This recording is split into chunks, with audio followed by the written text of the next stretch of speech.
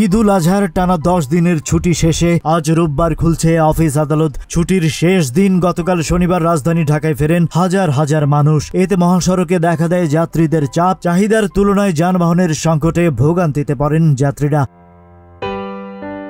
রাজধানীর প্রবেশ মুখগুলোতে ছিল যানবাহনের সারি, সেই সঙ্গে যাত্রীদের কাছ থেকে বাড়তি ভাড়া আদায়ের অভিযোগ পাওয়া গেছে। গত 5 জুন থেকে টানা 10 দিনের ঈদের ছুটি শুরু হয়। এর আগে গত 6 মে উপদেষ্টা পরিষদের সভায় নির্বাহী আদেশে 11-12 জুন ছুটি দেওয়ার সিদ্ধান্ত হয়। এছাড়া ঈদের আগে 2 শনিবার অফিস চালু রাখার সিদ্ধান্ত হয়। ফলে এবার ঈদে 5 জুন থেকে 14 জুন পর্যন্ত টানা 10 দিন ছুটি পান সরকারি চাকরিজীবীরা। এই 10 দিন বন্ধ থাকার পর আজ আবারও লেনদেন শুরু হয়েছে দেশের 2 পুঁজিবাজার, ঢাকা স্টক এক্সচেঞ্জ ডিএসই এবং চট্টগ্রাম স্টক এক্সচেঞ্জ সিএসসি।